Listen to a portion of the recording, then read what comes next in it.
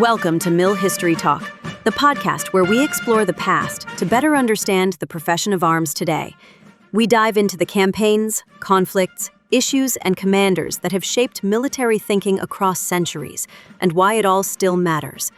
Whether you're an officer in training, a seasoned professional, a student of strategy, or simply curious about how history informs modern warfare, this space is for you. Our mission is simple: to foster insight, reflection, and critical thinking primarily through the lens of military history. Before we begin, a quick note. The views expressed in this podcast are of the podcast writers, hosts, and guests, and do not necessarily reflect the official policy or position of any government agency or organization. So, whether you're listening in a barracks, a lecture hall, at the gym, or in your car on the way to work, welcome. We're glad you're here. Welcome back to Mill History Talk. This is episode 51, and today's episode is titled Hollywood and Nuclear War. Before we talk about bombers, missiles, or the end of civilization as we know it, I need to explain why this episode exists and why you're hearing me lead it. Mill History Talk is officially launching a recurring movie review feature. That decision was not made because we've run out of doctrine, and it definitely wasn't made because we've decided Hollywood is more important than history. It was made because movies shape public understanding of war in a way almost nothing else does. Most people will never read a strategy paper. They won't open a doctrinal manual. They will not sit down and wrestle with escalation ladders, launch authorities, or command and control redundancy. But they will watch a movie. And once they do, that movie becomes their mental model of how war works. It teaches them who decides. It teaches them how fast things happen. It teaches them whether leaders are calm professionals or unstable gamblers. And most importantly, it teaches them whether catastrophe is controllable or inevitable. If someone believes nuclear war is a single dramatic choice made by one person in one room, that belief did not come from doctrine or policy. It came from Hollywood. Which brings us to me. I've been officially designated the Mill History Talk movie reviewer, and, this is the part that still makes me laugh, the show's Hollywood liaison. Let's define that job title before expectations get out of hand. It means I watch the movies, analyze what they think war, power, and institutions look like, and translate that back into historical and institutional reality. It does not mean red carpets. It does not mean studio access. And it absolutely does not mean anyone in Los Angeles is calling me for notes. This is less industry insider and more designated adult explaining nuclear deterrence to people who learned about it from cable television and prestige miniseries. I get more work. I get no additional pay. I do, however, get permission to watch movies at work and justify popcorn as professional development. So today, we're going to walk through the early arc of nuclear cinema, how Hollywood moved from confidence to fear to laughter so dark it hurts. Before we talk about individual films, you need to understand how we're rating them, because this is not about whether a movie is fun or boring. Every film reviewed on Mill History Talk receives a numerical rating from 1 to 5, paired with a service descriptor. A 1, unfit for service, means the film fundamentally misunderstands war or institutions and leaves the audience worse informed than before. A 2, below standard, means there are moments of insight, but they're overwhelmed by errors, distortions, or shallow thinking. A 3, satisfactory, means the film is competent and revealing in places, but limited. It captures part of the truth without confronting the full problem. A 4, meritorious, means the film offers serious insight and is worth sustained attention, even if it has flaws. A 5, distinguished service, means the film is exceptional. It is intellectually honest, emotionally effective, and clarifying. it doesn't just entertain, it teaches. You'll hear both the number and the descriptor at the end of each review. With that framework in place, let's begin where nuclear cinema begins, at a moment of enormous institutional confidence. Our first film is Strategic Air Command, released in 1955, directed by Anthony Mann and starring Jimmy Stewart and June Allison. This film emerges from the earliest Cold War moment, when the United States still believed nuclear war, while terrifying, could be managed through professionalism, discipline, and hierarchy. This is a pre-Cuban Missile Crisis world, a pre-Sputnik world, a world in which American nuclear superiority seemed permanent and institutional confidence ran high. Jimmy Stewart's casting is central to what this film is doing. He wasn't just a movie star, he was a real World War II bomber pilot, and audiences knew it. Stewart doesn't play a tortured genius or a reckless hero. He plays institutional trust, quiet, steady, reliable. The kind of officer you would want holding civilization-ending responsibility. One thing that has to be said plainly, the cinematography is extraordinary. Strategic Air Command is a visual time capsule. The film gives us rare, extended views of Strategic Air Command aircraft that almost never appear on screen with this level of detail, especially the B-36 Peacemaker and the B-47 Stratojet. These are not background props or quick establishing shots. The camera lingers, taxi runs stretch out, takeoffs are framed as ritual. Formations fill the screen with metal and symmetry.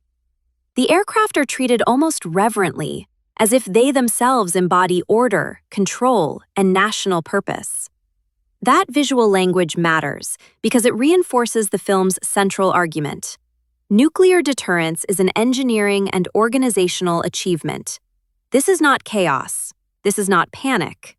This is professionalism made visible. But the film also makes a second, quieter point that often gets overlooked. Strategic Air Command sets brutally high standards for its people. This is a zero-tolerance culture. Mistakes are not learning opportunities, they are existential risks. Crews are expected to perform perfectly every time, under conditions of constant readiness. Commanders are expected to absorb enormous pressure without complaint. The film doesn't show breakdowns or panic, but the stress is everywhere. Careers dominate lives, families suffer. Personal identity becomes secondary to readiness cycles and alert status. This is professionalism bordering on asceticism, almost monastic. And yet, what the film cannot imagine is institutional failure. There are no accidents, no misinterpretations, no political interference. Civilian destruction exists only as abstraction. That omission isn't a flaw, it's the point. In 1955, America needed to believe this system worked. Rating: 3 out of 5, satisfactory. Rationale: visually stunning and historically revealing, especially in its aircraft footage and portrayal of SAC standards. But it ultimately functions as an institutional self-portrait that reassures more than it questions. Less than a decade later, that confidence collapses. Failsafe, directed by Sidney Lumet and starring Henry Fonda, Walter Matthau, and Larry Hagman, belongs to an entirely different psychological world. This is post-Berlin crisis cinema, post-missile gap anxiety. A world in which Americans have started to suspect that the system they trusted might actually be too complex, too fast, and too tightly coupled to control. There are no villains here, no mad generals, no secret conspiracies. Instead, there are systems doing exactly what they were designed to do, too efficiently and too quickly for human judgment to intervene. Henry Fonda's president is calm, ethical, and thoughtful. He listens carefully, he asks the right questions, he seeks consensus. And none of that matters once timelines close. What makes failsafe so devastating is its plausibility. Redundant safeguards reinforce error instead of correcting it. Communication delays become fatal. Authority exists, but only on paper. The system functions perfectly and still produces catastrophe. The ending, where the president orders the destruction of an American city to preserve deterrence credibility, is one of the bleakest moments in cinema. There is no victory, there is no relief, there is only accounting. This film reframes nuclear war not as evil intent, but as institutional failure under compression. Rating: 5 out of 5. Distinguished service. Rationale: intellectually rigorous, emotionally devastating, and brutally honest. Still essential viewing for understanding nuclear command and control. Released the same year, Dr. Strangelove attacks the same problem, but through satire. Directed by Stanley Kubrick and starring Peter Sellers, George C. Scott, Sterling Hayden, and Slim Pickens, this film understands something crucial. Sometimes ridicule reveals truth more effectively than fear ever could. George C. Scott's General Buck Turgidson is a masterpiece of exaggerated realism. He is not a cartoon, he is a briefing room personality turned up just enough to be honest. The gum chewing, the physicality, the barely concealed excitement at the prospect of getting ahead of Armageddon. This is competitive escalation as personality trait.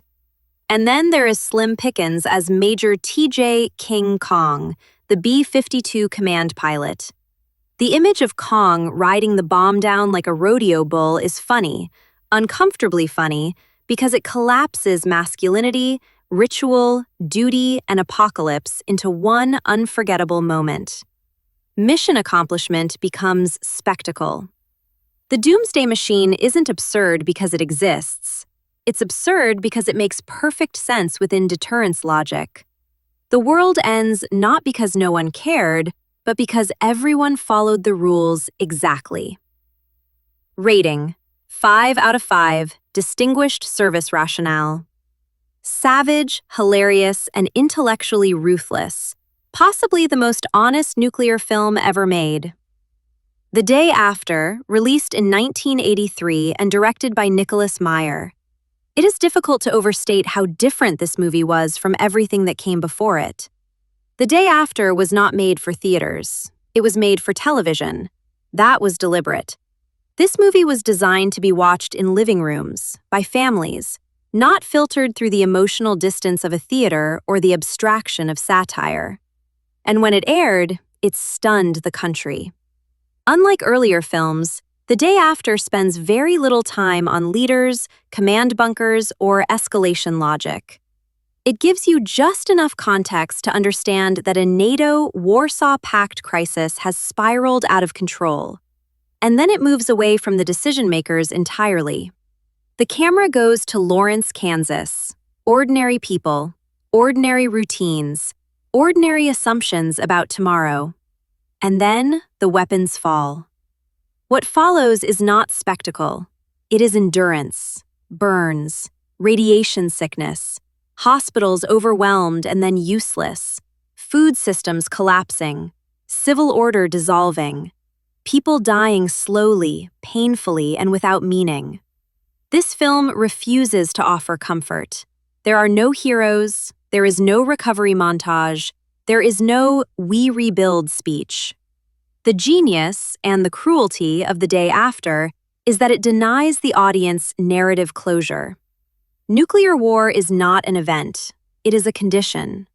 From a professional military perspective, the film is not analytically precise. The escalation sequence is simplified. Command and control realities are mostly off-screen. But that criticism misses the point. This movie is not trying to explain deterrence. It is trying to destroy the illusion that nuclear war is survivable. And it succeeded. The night it aired, an estimated 100 million Americans watched it. Schools held discussions, churches held vigils, people called hotlines. President Reagan later wrote that the film deeply affected him and reinforced his determination to avoid nuclear war. That alone tells you its impact. Rating: 4 out of 5. Meritorious rationale. strategically simplified but culturally transformative. The day after forced the American public to confront nuclear war as lived human suffering rather than abstract strategy.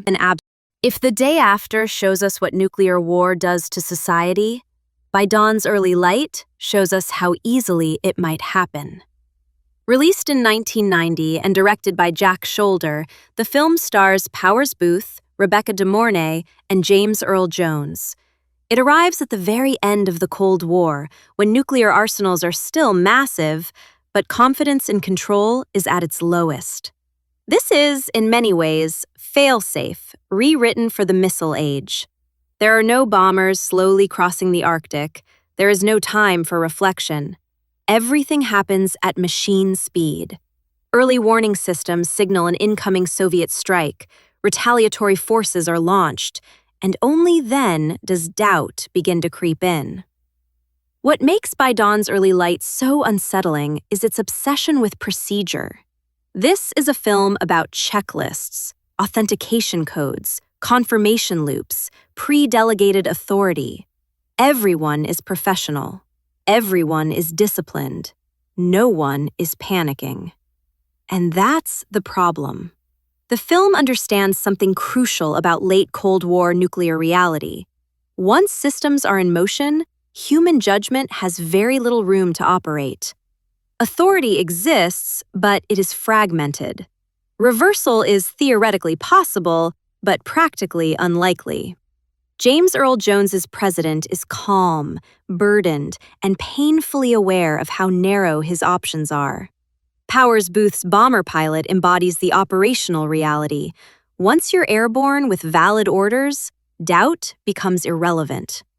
This movie treats nuclear war not as madness, but as bureaucratic momentum. It is not villains who end the world. It is process. Rating 4 out of 5. Meritorious rationale. Procedurally precise and psychologically realistic, By Dawn's Early Light captures late Cold War escalation dynamics with chilling accuracy. Our final stop brings us into the present. A House of Dynamite, directed by Kathryn Bigelow, reflects a post-Cold War world defined not by doctrine, but by distrust. This is nuclear cinema after expertise. There is no clear escalation ladder, no reassuring command hierarchy, no shared strategic language. Decision-makers are anxious, fragmented, and morally exhausted.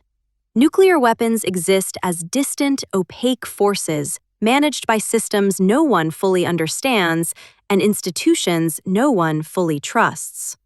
The fear here is not accidental war or rogue generals. The fear is collective incompetence. What the film does exceptionally well is capture modern anxiety, the sense that catastrophe might come not from malice or madness, but from institutional decay, political paralysis, and informational overload. What it does less well is offer analytical clarity. Earlier films made arguments, even bleak ones. A House of Dynamite reflects rather than explains. That may be intentional. It mirrors a world where nuclear weapons are omnipresent but rarely discussed in meaningful public terms. Rating 3 out of 5. Satisfactory. Rationale. Emotionally accurate to its era, but analytically unresolved. A mirror of contemporary anxiety rather than a framework for understanding it. Taken together, the films in this episode trace a clear arc. In the 1950s, we believe nuclear war can be managed. In the 1960s, we realize it cannot be stopped. Then we laugh at the logic holding it together. Then we force ourselves to watch the aftermath. Then we fear miscalculation. And finally, we no longer trust the institutions at all. Hollywood didn't just reflect that journey, it shaped it. These films taught generations of Americans what to fear and what to doubt about nuclear weapons. And that brings us to the end of episode 51 and the full launch of the Mill History Talk movie review feature. I'm Hope, your official movie reviewer, your very unofficial Hollywood liaison, and the person explaining nuclear deterrence to people who learned about it from movies. Brian will be back next episode to restore order, reintroduce doctrine, and remind us that logistics still matter, even on screen. This was Hollywood and Nuclear War. Thanks for listening.